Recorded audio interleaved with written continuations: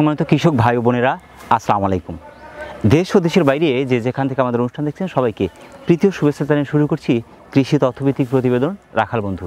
বন্ধুরা, আজ আমি উপস্থিত হয়েছি সিরাজগঞ্জ জেলার বড়হার গ্রামের মণি ভাইয়ের ভেড়ার খামারে। যদিও মণি ভাই একজন প্রান্তিক পর্যায়ের খামারি, দীর্ঘদিন ধরে দেশি ভেড়া লালন পালন করছেন। এই ভেড়াগুলো কিভাবে পালন করছেন, আয় ব্যয় সহ সকল প্রকার গুরুত্বপূর্ণ বিষয়গুলো মণি ভাইয়ের কাছ থেকে জানার চেষ্টা করব। ততক্ষণ পর্যন্ত সঙ্গে থাকবেন। তাহলে দর্শক বন্ধু, চলুন আর দেরি না করে শুরু করা যাক।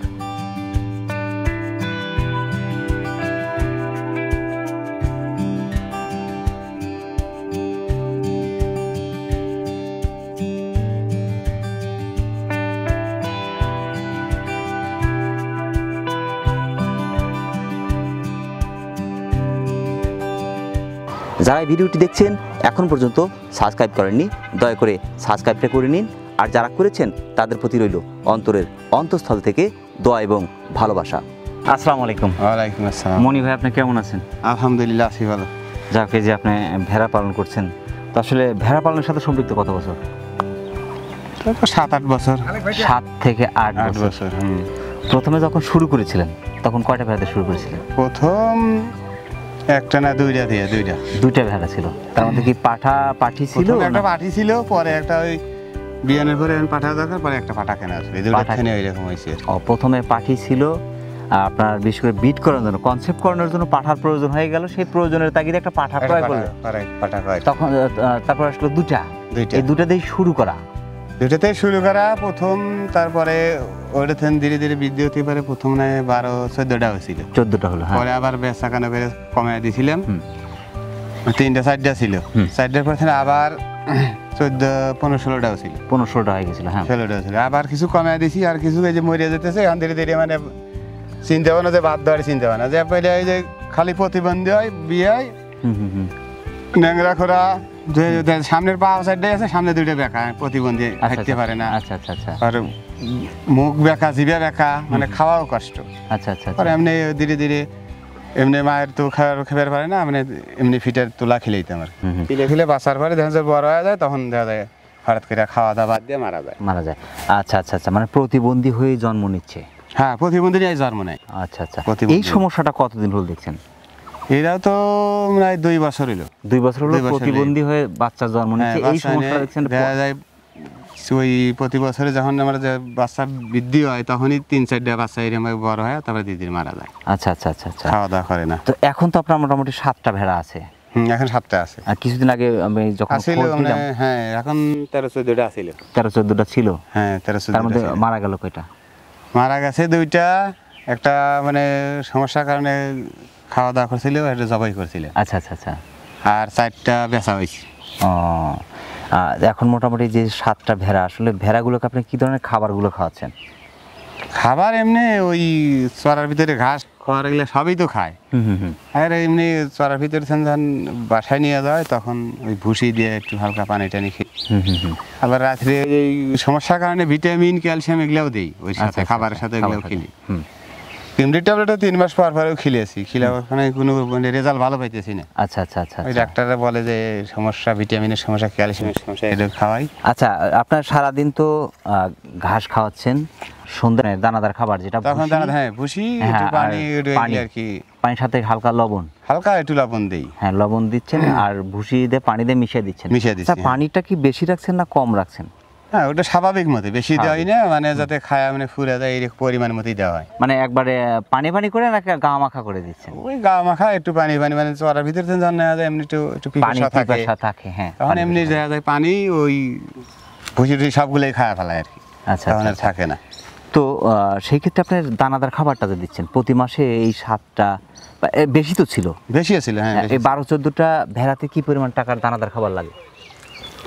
খাবার প্রতি মাসে মনে করেন যে ওই যখন বেশি ছিল, তখন আর মনে করেন যে গমের ভুসিও যদি খেলেই, তাও তো মনে হয় 1 বস্তার মতো যায়। 1 বস্তা। আর অন্য খাবার আমি তেমন খেলে না, এমনি ভিটামিন, ক্যালসিয়াম এগুলো খেলেই মাঝে সাঝে দিই, এই কারণে যে ছাগলের যেন সুস্থ থাকে। আচ্ছা আচ্ছা।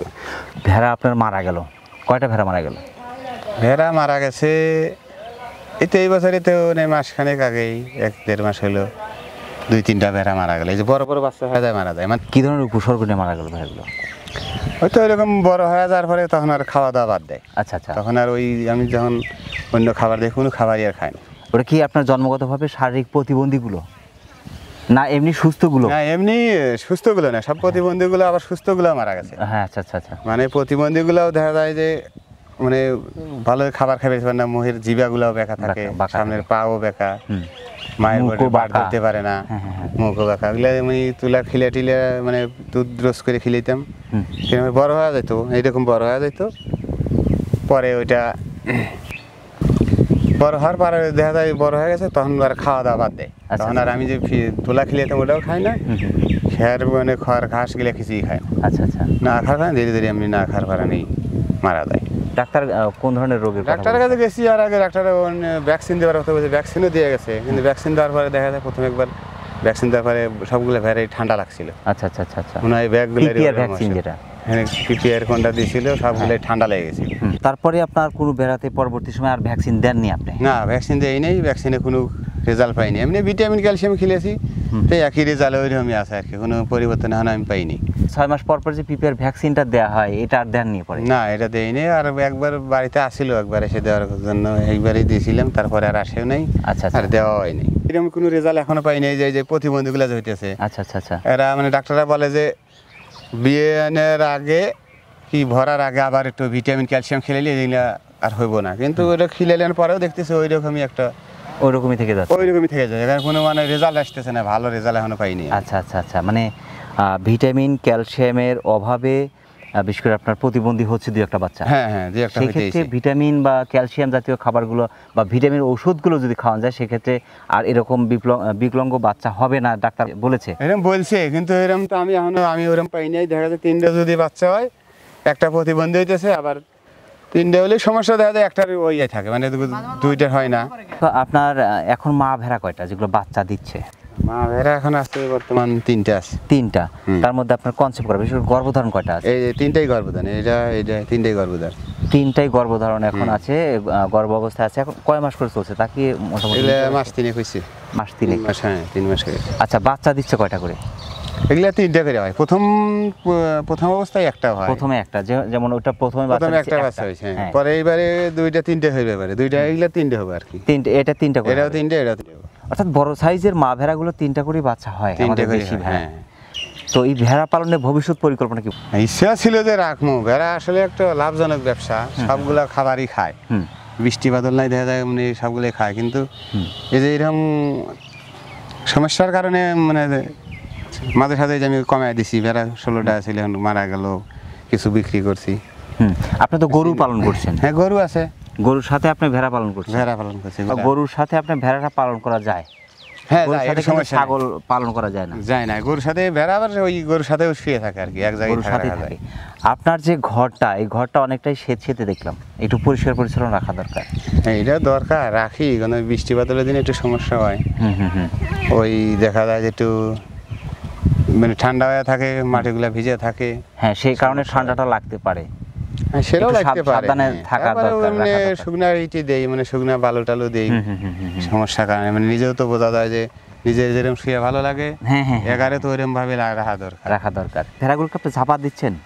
হ্যাঁ ঝাপাই, এগুলো মাঝে সাঝে আমি শ্যাম্পু দিয়ে ঝাপাই। না ঝাপালে তো এগুলোর নোংরা হয়ে যায়, আর ঝাপালে জিনিসটা পরিষ্কার থাকে, রোগ ব্যাধিও কম হয়, দেখতে ভালো লাগে, অগারেও একটু সুবিধা আর কি। এবারে যে এই বেড়াটা আমার একটু অসুস্থ আর কি, মানে খাবার এই যে ঘাস খায়, খাওয়ার পরে কত সময় এই ঠান্ডার কারণে হেঁচু যখন দেয়, ওই খাবারগুলো নাক দিয়ে বেড়ে আসে, মানে একবারে ভিতরকার খাবারগুলো নাক দিয়ে বেড়ে আসে।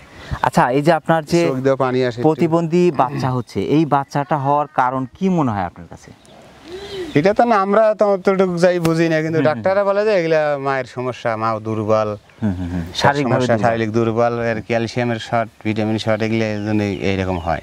আচ্ছা আচ্ছা, এইরকম এগুলোই তো খিলাই, তা বাদেও তো ওইরকম সমস্যা আমি পাইতেইছি, মানে সমস্যা থেকেই যাচ্ছে।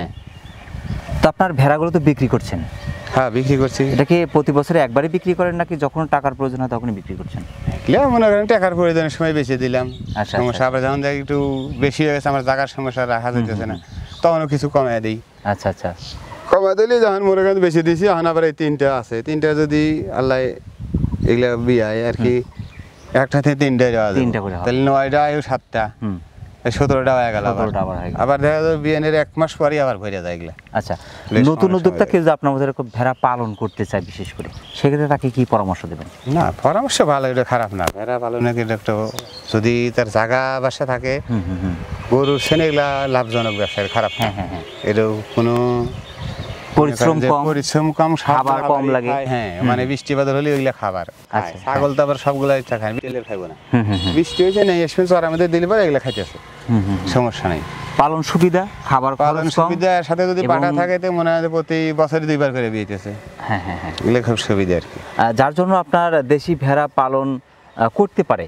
একজন নতুন উদ্যোক্তা যদি ভেড়া পালন করতে চায়, এমন কোনো বিষয় আছে কি যেটা না জানলে সে পালন করতেই পারবে না, এরকম বিষয় কি আছে? হ্যাঁ, তেমন না। একটা জিনিস প্রথম কিনলে পারে ধীরে ধীরে এমনি একটু তার অভিজ্ঞতা এসে যাবে আর কি। হ্যাঁ, তারপরে ওই যে একটা বিষয় যে একটা জায়গায় পানি জমে আছে, সেই ঘরটা পরিষ্কার রাখা দরকার। হ্যাঁ, এটা তো বেশিরভাগই যেটা দরকার, বেশিরভাগ আপনি যে কথা বলছেন, হ্যাঁ, বাসস্থানটা যদি পরিষ্কার পরিচ্ছন্ন না রাখা যায়, সেক্ষেত্রে সেখান থেকে ভাইরাসের উৎপত্তি হয়, সেখান থেকে রোগ জীবাণু ছড়ায়। এটার একটা ভালো যে খাবার কখন কি ধরনের খাবারগুলো দিতে হবে, কোন পরিবেশে রাখতে হবে, কি ধরনের রোগ ব্যাধি আক্রান্ত হয়, সেক্ষেত্রে প্রাথমিক যে কিছু বিষয় থেকে যায় যেগুলো আমরা নিজেরাই করতে পারি।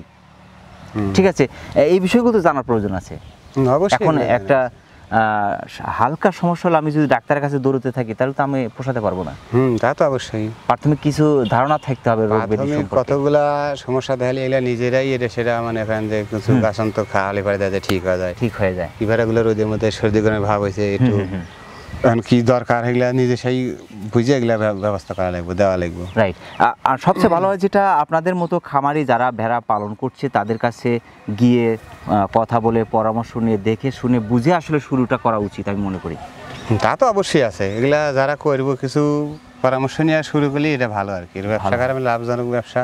কি জায়গা যদি থাকলেও প্রতিদিনও বেড সাফ করা লাগবে না। এটা আপনার যদি ইট দিয়ে উপরে মাছা দিয়ে যদি ভেড়া রাখা যায়, তাহলে আর ওইরকম ভেজাও থাকবো না, বেড সবসময় যেন শুকনো থাকবো, না দাছানা সব নিচে চলে গেল, এগুলো সব সুন্দর শুকনোই থাকে আর কি। ঠিক আছে মনি ভাই, আপনার সাথে কথা বলে আমার অনেক ভালো লাগলো। আমাদের রাখাল বন্ধু চ্যানেলের পক্ষ থেকে আপনাকে অসংখ্য অসংখ্য ধন্যবাদ। সেই সাথে আপনার এই ভেড়ার খামারের উত্তরোত্তর সফলতা কামনা করে আজকের মতো বিদায় নিচ্ছি। সম্মানিত দর্শক, আবারও সকলের সুস্বাস্থ্য এবং দীর্ঘায়ু কামনা করে আজকের মতো মনি ভাইয়ের ভেড়ার খামার থেকে বিদায় নিচ্ছি। সকলে ভালো থাকবেন, সুস্থ থাকবেন। আল্লাহ হাফেজ।